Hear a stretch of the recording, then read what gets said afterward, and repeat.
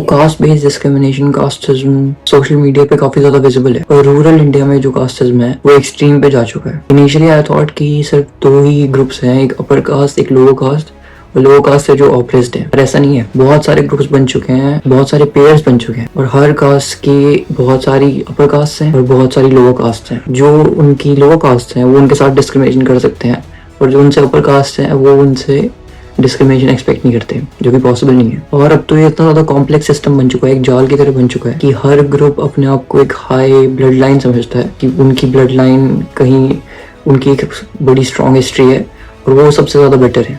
ऐसे में पॉलिटिक्स करना बहुत ईजी हो जाता है क्योंकि दुनिया में ऐसी जितनी भी कम्युनिटीज हैं जो कि ऐसी मनगढ़ंत चीज़ों में मानती हैं, उनको प्रोवोक करना, उनको उनका पागल बनाना काफ़ी ईजी है और इंडिया में पॉलिटिकल पार्टीज काफ़ी ईजिली ऐसा करते भी हैं। लेट्स सी कि जो ये इंडिया में आज कास्टिज्म एग्जिस्ट करता है वो हमेशा से ही ऐसा था या फिर ये टाइम के साथ साथ इतना कॉम्प्लेक्स हुआ है। But before we start this topic, if you're interested in objective research of different topics like this, then please subscribe. तो most of the scholars believe कि जो ऋग्वेद में वर्ण सिस्टम एग्जिस्ट करता था वो सोसाइटी को वर्क के बेस पे कैटेगराइज करने के लिए बना था और काफ़ी फ्लेक्सिबल भी था। इसका मतलब है कि जो लोअर वर्ण के जो लोग थे वो अपर वर्ण में जा सकते थे, मतलब कि कोई अगर वैश्य था वो क्षत्रिय बन सकता था और ऐसे हमारे पास काफ़ी एग्जाम्पल्स भी हैं।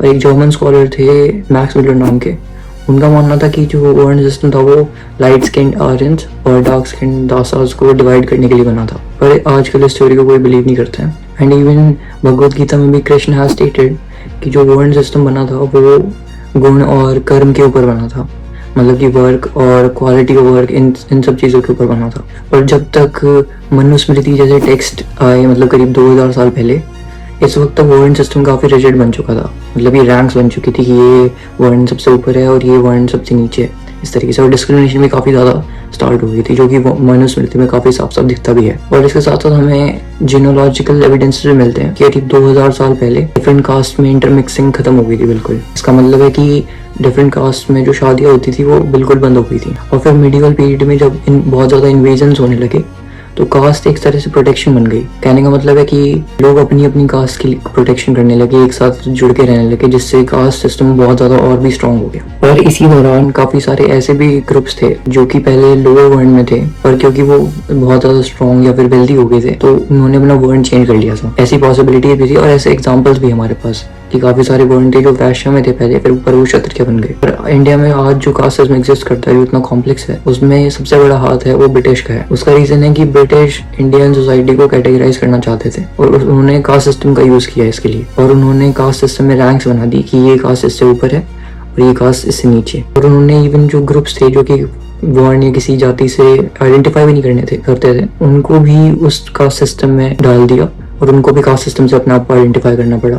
और जो रैंक्स बनी जिससे और ज़्यादा डिस्क्रिमिनेशन स्टार्ट हो गया क्योंकि लोग एक प्रेजुडिस बन गया कि हम लोग ज़्यादा ऊपर हैं और ये नीचे हैं, तो उससे मेन बर्बादी स्टार्ट हुई है। आज कोई भी पॉलिटिशियन कास्ट सिस्टम को ख़त्म नहीं करना चाहता क्योंकि अगर कास्ट सिस्टम खत्म हो गया तो लोग कास्ट के बेस पे डिवाइड नहीं होंगे, लोग कास्ट के बेस पे वोट नहीं देंगे। और अगर ऐसा नहीं होगा तो फिर वो साथ मिलके education, health care, public facilities, इन सब टॉपिक्स, इन सब रीजंस के लिए वोट देंगे, जो कि कोई भी पॉलिटिशियन नहीं चाहेगा। और इसी वजह से हम देखते हैं कि अलग अलग पॉलिटिकल पार्टीज कास्ट सिस्टम या फिर कास्ट सेंसस या फिर ऐसी कोई भी कास्ट डिविजन की जो पॉलिसी होती है उसको बढ़ चढ़ के सपोर्ट करते हैं। वो नहीं चाहते कि कास्ट सिस्टम खत्म हो क्योंकि कास्ट सिस्टम में पॉलिटिक्स करना बहुत ही ज़्यादा ईजी है। आई कैन ओनली अर्ज कि नेक्स्ट टाइम अगर आप किसी MLA अपने MP को वोट देने जाएं तो कास्ट सिस्टम, कास्ट को ध्यान में न रखे, कास्ट का बायस ना रखे, education, public facilities, health care, इन सब चीज़ों, इन सब रीजंस के बेस पर वोट देना। अदरवाइज हम सब ऐसे ही पागल बनते रहेंगे।